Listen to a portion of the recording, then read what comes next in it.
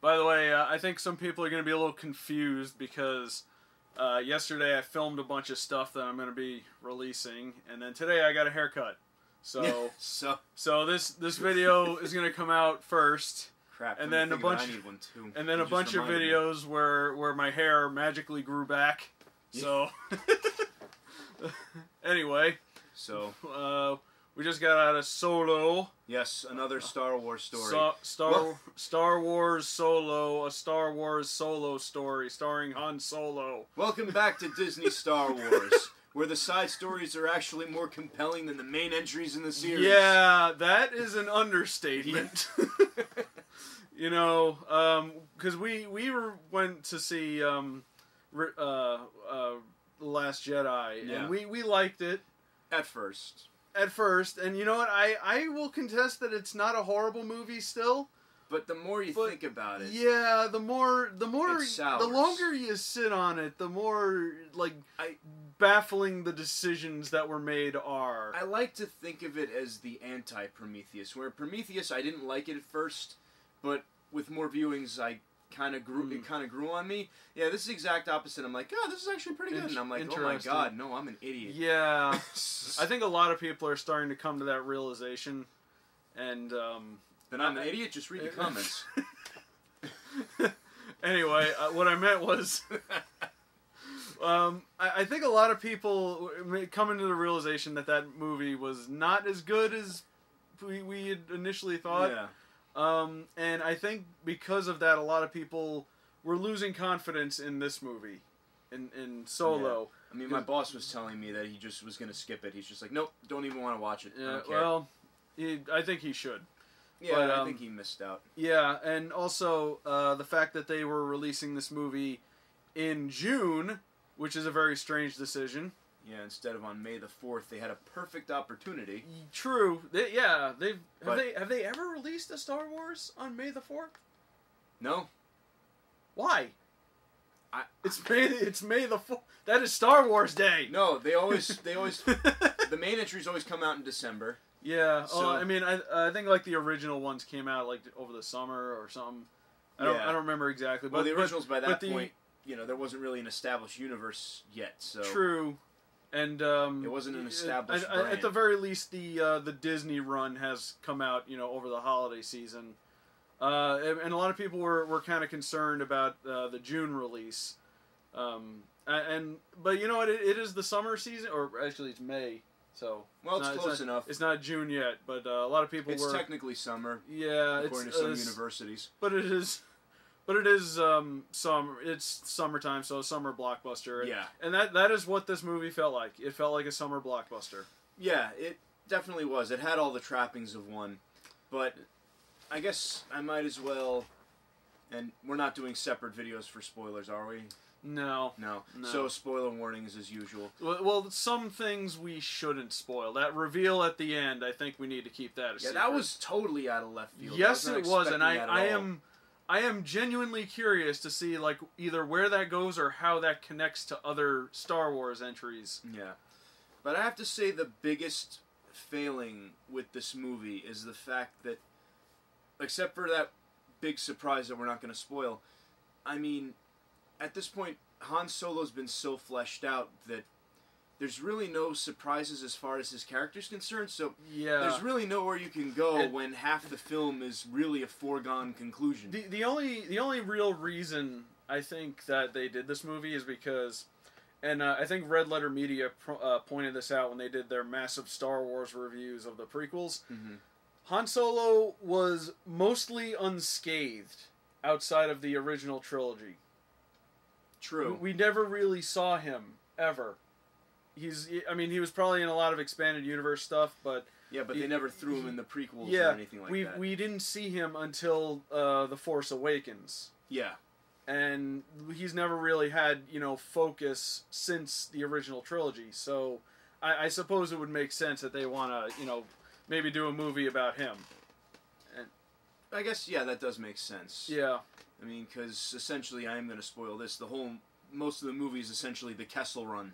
Yeah, or a good portion of it. Yeah, because that was the one thing a lot of people, even Red Letter Media, was did a video about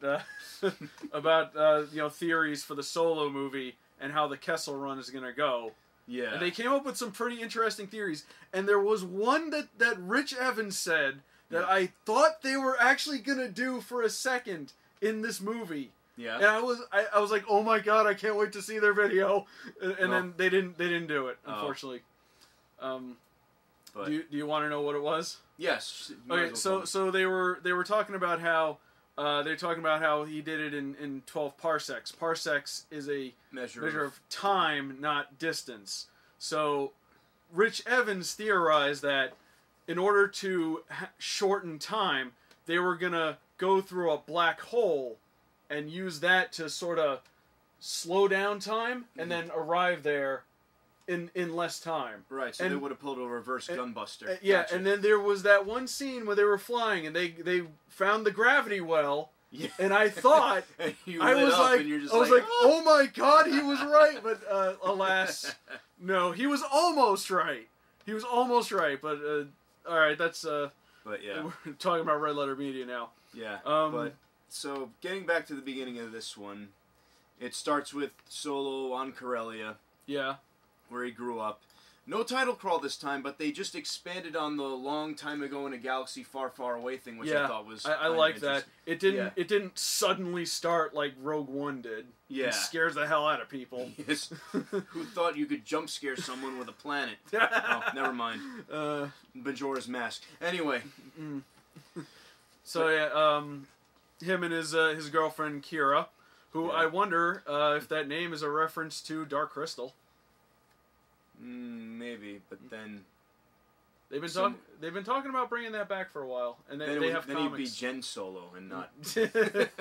Well, actually, that's interesting because we need to talk about how he got his name because his name was just Han. It was just Han for a while, and what happened was they were trying to sneak out, and they got to this spaceport, and Han got through. But Kira didn't get through. She got captured. Yeah, they were like child criminals working for this smuggler named Lady Proxima in Corellia. Yeah, basically bottom of the barrel stuff. Who's a giant centipede voiced by who voiced her again? I think it was Linda Hunt. I don't remember. I missed it. Yeah. But the point is, in order to get out, he decided to join the Empire as a pilot, but that didn't work out. And when the guy asked him, "What's your name?" and he said Han, and he goes, "Who are your people?" And he said, "I don't know." And he put him in Han Solo. There you go. I was like, approved. You're in. I don't know how to feel about that. Yeah. She made it by hand. Solo. Sorry, I'm going to the holiday special now. Anyway. So yeah, he gets off of Corellia. God. He joins the Empire. Yeah. And he immediately cuts to Saving Private Ryan in space. Holy shit! Yeah. And they were in this battle, and that's when he meets Woody Harrelson. Yeah, Tobias Beckett. Yeah, that's who was posing as an Imperial officer, but it was really just him and his band of smugglers. Him and his band on a job of disposable characters. Spoilers. Yeah, which is a shame. It is. They were both. They were so likable. Was actually really likable. They were so likable, but then again, that's why they were killed off. Exactly. They died during the great train robbery that happens later. But... Yeah. So yeah, their whole thing. Well, we have to stop because now we have to meet our other character. Woody Harrelson tells them he's trying to get with Woody Harrelson, but then Woody Harrelson's like, "Oh, look, this guy's a traitor. He's a deserter." So Steve Bloom disguised as a stormtrooper, and yes, that was Steve Bloom. Yes, that was... Which is interesting because he voices the stormtroopers in Star Wars Rebels. That's true. So that was a neat maybe that was a little aside. Yeah. Come on, kill him slower. So there you go. We're gonna feed him to the beast. And three guesses who the beast is. Yeah. At first I thought it was going to be like a Rancor or something, but nope. Turns out it's Chewbacca, who's been chained up in a mud pit. And hasn't been fed for 3 days. Yeah, so Han communicates with him. They escape. Broken Wookiee, which is hilarious. Yeah. Me come up with plan, get out. Yeah.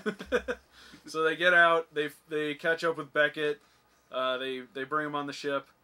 And then we have our little fun camping scene where we get to know our friends. We get to know the fodder. Yeah. Before they become fodder. And then they do the train robbery. They were stealing fuel for another guy. Yeah. So they go into this train robbery, and then they get stopped by a bunch of thugs, pirates. Yeah. And something. Yeah.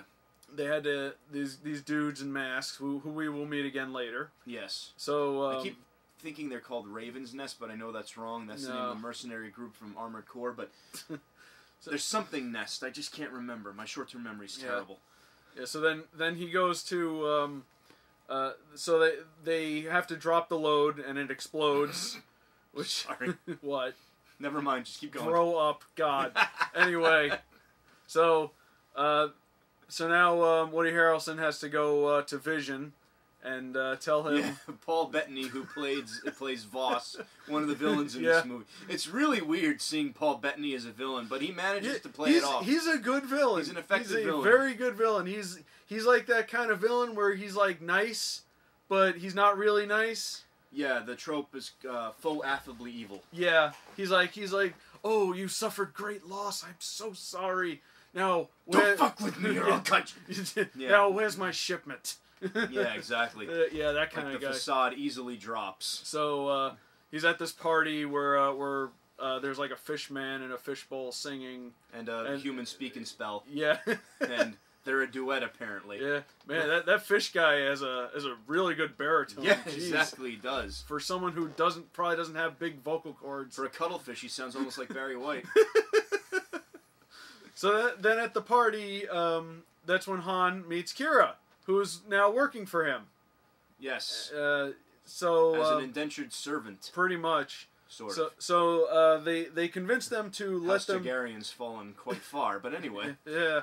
So they convince him to let them get him more of the fuel. Yeah, give us a second chance, boss. Yeah, and they decide that they're going to get unrefined fuel because there's no other way to do it. Yeah, their plan is to get the unrefined fuel from Kessel.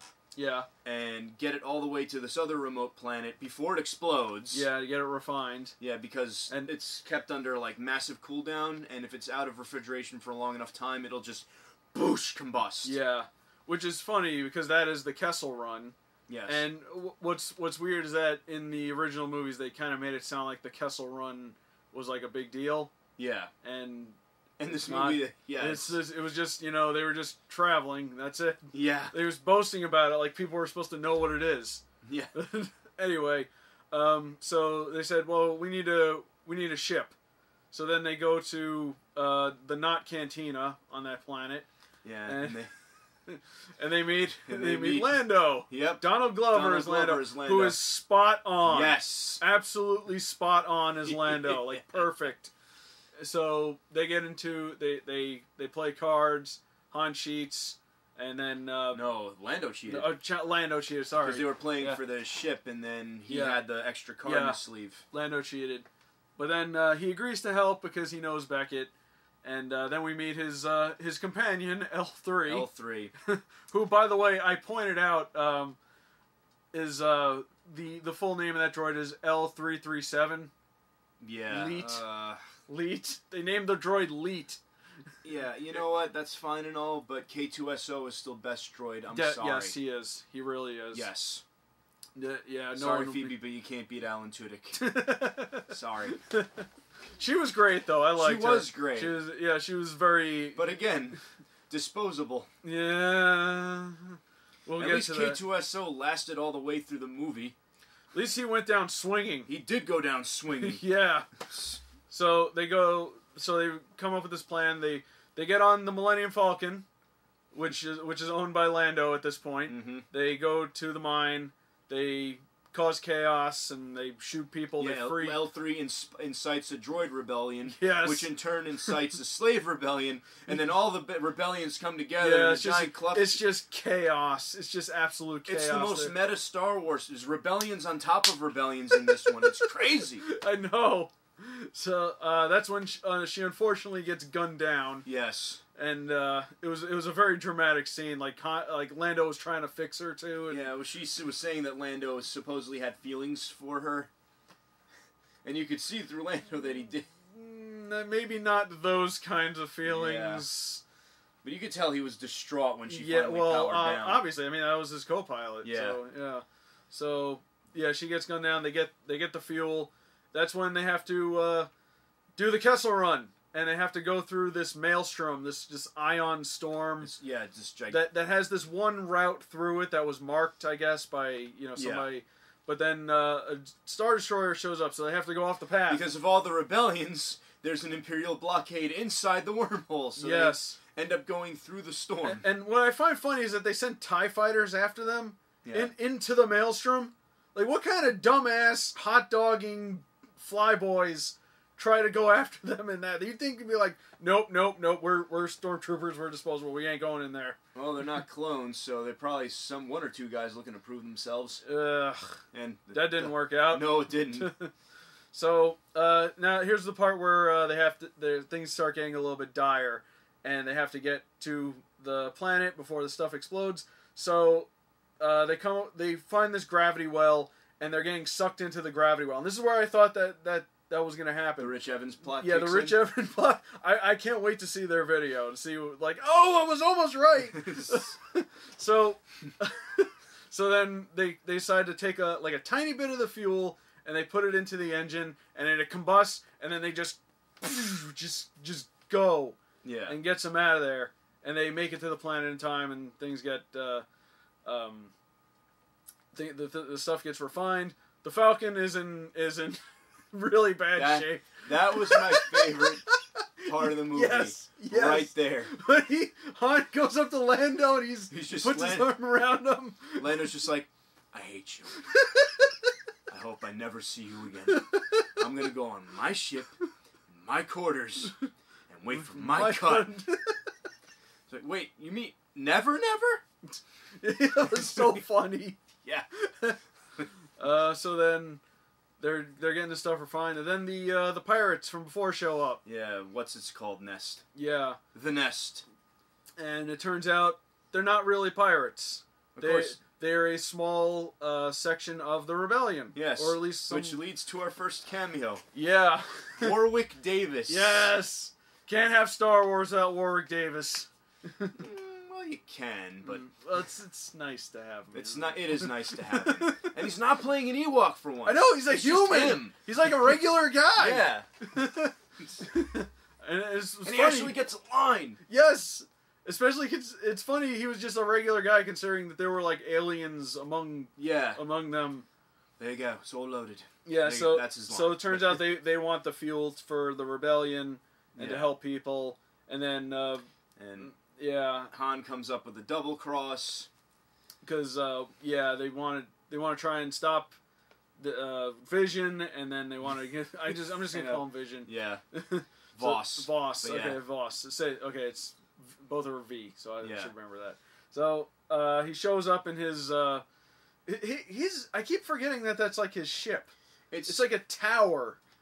It looks like a very elaborate, like, you remember Boba's ship, the Slave One? It's kind of like that, except if like Chrysler or Mercedes-Benz made it.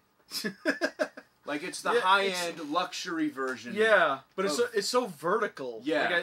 Like when they walked in, it looked the same as when they walked in earlier, and I was like, wait, they're in his house? Oh, no, wait, this isn't his house. It's his ship. Yeah, it's a yacht. Yeah, so, anyway, there's like, this is where things kind of get, like, weirdly complicated, because he shows up with the crystals, and then Beckett left, and he's like, I'm not having a part of this. He showed up, and he's like, oh, wow, these are great. You made them look perfectly accurate. And he thinks it's a fake, and that's when Han thinks Kira betrayed him. But it turns out it was Beckett who betrayed him. It was Beckett. It's like a quintuple cross. Yeah, but it turns out that was the thing, because he sent his men to go after the rebels, and they didn't have it, and it's... Oh, my God. The point is Han Solo makes it out okay. Which we knew from the beginning. Yeah, and then he shows up with Beckett, and they have this sort of, like, they were going to have, like, this cowboy draw, but then Han shoots him immediately. Yeah. Kind of Han shoots first. Yes, he did. I'm pretty sure that's why they did. And he was talking, too. Yeah. And he was like, let me tell you one thing. Boom, done. Yeah. Yeah, and that is why they did that. You know that's why they did that. Yeah. And so that's when they run into Lando again somehow, and they, you know, he takes the card out of his. They show up and he's like, "Hey, Lando, what's up?" Him and he pulls the card out of his sleeve, and then they win the Falcon fairly, and then they go off to Tatooine to do. Because they heard about a really big deal with this up and coming gangster. I know. Looking for guys for a job. Gee, I wonder what that could be. that was the best. Chewie's just like, come on, when have I ever steered you wrong? And Chewie's like, oh, it was so good. Yeah, it was very enjoyable. Yeah. But like I said, the thing is, it's a shame because so much. The plot robs so much of the tension from the movie because you know Han's gonna make it out okay. Yeah, that's the problem. Yeah, but you don't know who else is going to make it out. Him and Chewie are pretty much the only constant. But anything involving those two, it's just like, all right, well, I know they're going to get out of this because he lives. I was expecting Kira to get gunned down. Yeah, true. You have her go, and then that's the kind of... The twist with her was way... Yeah, that's one thing we're not going to reveal, because none of us saw that coming. No, I didn't. It happens at the very end of the movie, and let's just say... Everyone serves someone. A famous Star Wars character shows up, and now I have to look in to see how this connects to other stuff, because of said character who has had a very interesting run throughout Star Wars, and I mean not even just the movies, but also the TV shows. Okay, you're narrowing it down a little bit too much. Not much. Anyway, so that was the movie. I really enjoyed it. So did I. I did. I definitely enjoyed it more than Last Jedi. I hate to say it. As for all the good things that movie did, it also did a lot of. It took a lot of unfortunate turns that kind of kept it from. It's not prequel bad, but it's like it was kind of close. It was like. But I mean, there's so many stories that you could tell in this universe without involving Jedi, and that's the strength with these with the side stories, like with Rogue One and everything else. I mean, this is the second movie now, that we've seen Terrace Kasi, and actually, like outside of a shitty fighting game. Yeah, I've been enjoying the Star Wars story movies a lot more than the main. Yeah, than the main entries. Yeah, and they've already mentioned that there's going to be a Boba Fett movie, and I would watch that. Honestly, if there's any character in Star Wars that needs some redemption, it's Boba Fett because he died in the most embarrassing fashion. And don't start splitting hairs with me. It's like, well, he didn't die. If you read the expanded universe, he actually... Well, those books don't count anymore, so shut up. Supposedly, Disney made that part canon. Oh, really? I don't know if they're going to go into that in his movie, or if it's going to be more of a backstory thing. And I'm going to be honest, Boba Fett was my favorite character for a while, until I started to realize that he kind of sucks. And it makes it even worse, because he showed up in Clone Wars.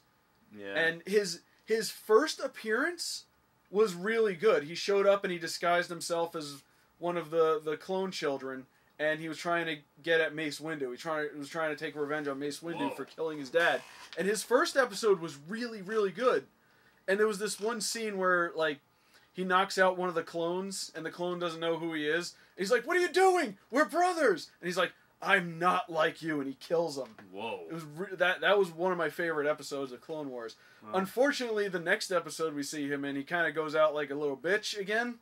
Yeah. Because well, I mean, to be fair, this is the same character who was introduced in a cartoon, riding a dinosaur through a sea of pink bubblegum. That is true. I keep forgetting about that. Just saying. He was also in the Droids cartoon. Yeah.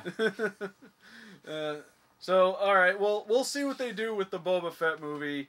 I don't know what other side projects there... I don't know. I'm kind of hoping they do more of these, because... Yeah, I'm okay with this. I'm with this. Totally fine with these, like, disjointed side stories. Yeah. Like hell, you could just draw. You can like just make up a couple of new characters and just do a side story with that. And I'll watch it. Well, that's called Rogue One. Yeah, that's true. Blam Supplebutt. Yeah, but I think I heard they were looking to do a Obi-Wan movie.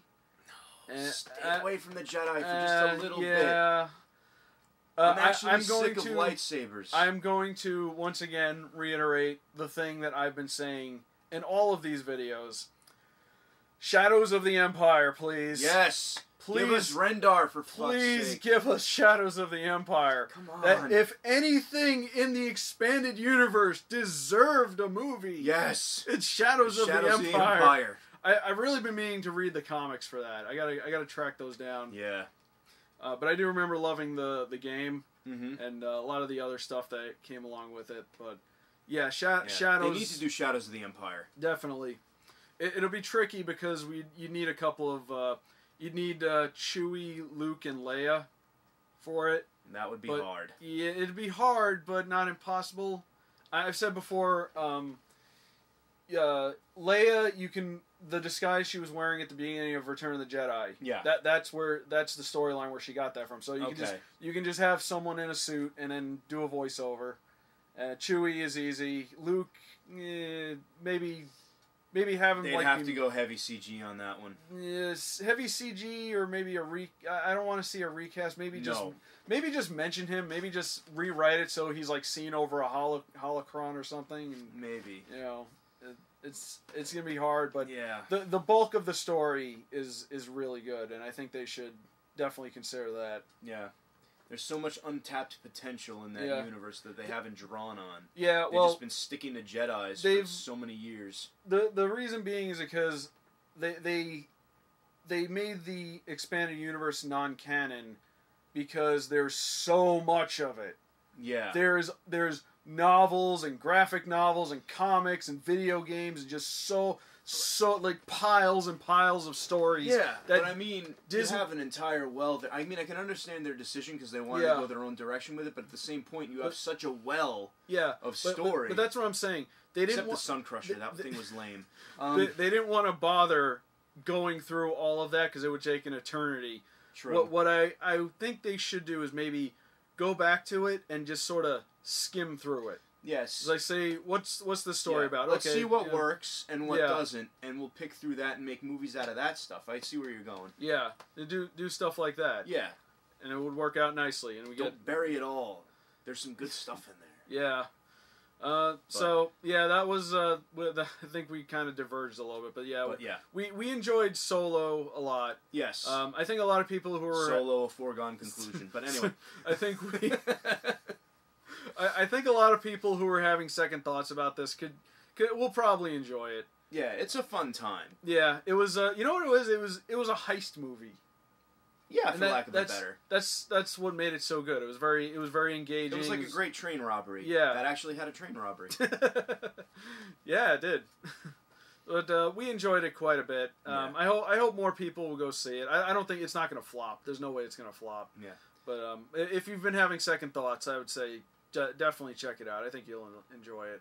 And remember, Smuggler was the best class in the Old Republic. Prove me wrong.